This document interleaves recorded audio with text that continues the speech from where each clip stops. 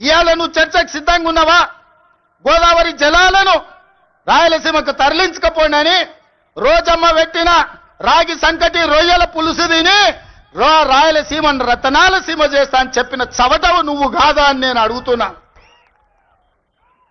నీకు జీవితం ఇచ్చి నీకు బతకడానికి నీడనిచ్చి నిన్ను ప్రజాప్రతినిధిగా చేసి తెలంగాణ ముఖ్యమంత్రిని చేసిన తెలంగాణను ఎడారిగా మార్చి వందలాది గోదావరి టీఎంసీల నీళ్లను రాయలసీమకు తరలించమని చెప్పింది నువ్వు కాదా?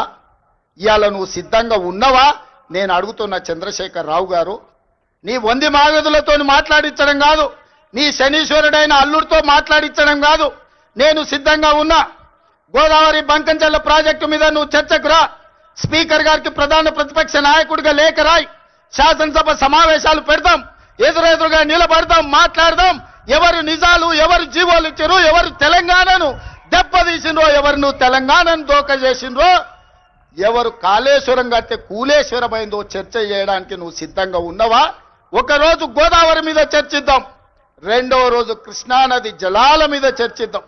ఉమ్మడి రాష్ట్రానికి ఆనాడు బచావత్తు ట్రిబ్యునల్ 811 టీఎంసీలు ఏకంగా కేటాయిస్తే 811 టీఎంసీలలో తెలంగాణ రాష్ట్రం విడిపోయినప్పుడు నువ్వు పోయి చంద్రబాబు నాయుడు దగ్గర వంగి వంగి సంతకం పెట్టి 512 టీఎంసీలు ఆంధ్రప్రదేశ్ తీసుకోండి, 299 టీఎంసీలు నాకు సరిపోతాయని సంతకం పెట్టింది నువ్వు కాదా? ఇవాళ కాగితాలని శాసనసభ ముందు పెడతా, నువ్వు చర్చకు సిద్ధంగా ఉన్నవా? 10 ఏళ్లలో ఏ ఒక్కరోజు కూడా కాగితాలు రాసుకొని పంపకాలు చేసుకున్నా 299 టీఎంసీ నీళ్లు ఎన్నడూ వాడలే. 200 టీఎంసీలు కూడా నికరంగా ప్రతి సంవత్సరం వాడలే. కేటాయింపులు 68% పరివాహక ప్రాంతం తెలంగాణ ప్రాంతంలో ఉంది, ఓన్లీ 32% ఆంధ్రప్రదేశ్లో ఉంది. ఆ లెక్క ప్రకారం అంతర్జాతీయ జల విధానంలో 555 టీఎంసీలు తెలంగాణ రాష్ట్రానికి రావాలి. కానీ ఆంధ్రప్రదేశ్కి 512 టీఎంసీలు ఇచ్చి తెలంగాణకు కేవలం 299 టీఎంసీలు సంతకం పెట్టి శాశ్వతంగా తెలంగాణకు మరణ శాసనం రాసింది చంద్రశేఖరరావు కాదా? సంతకాలతో సహా ఆధారాలతో సహా అసెంబ్లీకి వస్తా, చర్చించడానికి నువ్వు సిద్ధంగా ఉన్నవా అని నేను అడుగుతున్నా. ఆనాడు నువ్వు ముఖ్యమంత్రి ఉన్నప్పుడే రాయలసీమలో ముచ్చుమరి కట్టింది చంద్రబాబు నాయుడు, నిజం కాదా? ఆనాడు నువ్వు అధికారంలో ఉన్నప్పుడే జగన్మోహన్ రెడ్డి ఇదే ప్రగతి భవన్ లో రాయలసీమ లిఫ్ట్ ఇరిగేషన్ కు జీవోలు ఇచ్చి టెండర్లు పిలిచింది, నిజం కాదా?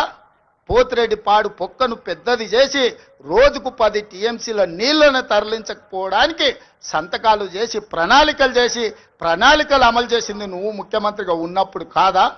ఆధారాలతో సహా నేను వస్తా, నువ్వు రా చర్చకు. కృష్ణానది మీద మనకు రావాల్సిన నీళ్లను శాశ్వతంగా ఆంధ్రప్రదేశ్కు తాకట్టు పెట్టి తెలంగాణ రైతాంగం మీద మరణ శాసనం రాసింది నువ్వు కాదా? చేసిన తప్పులను కప్పుపుచ్చుకొని మొక్కం జల్లక ఫామ్ హౌస్లో పడుకొని ఇవాళ నీ అల్లుడిని ఊరి మీద వదిలేసి అచ్చోసిన ఆంబోతులాక నన్ను తిడుతూ. Subscribe us and press the bell icon for more interesting updates.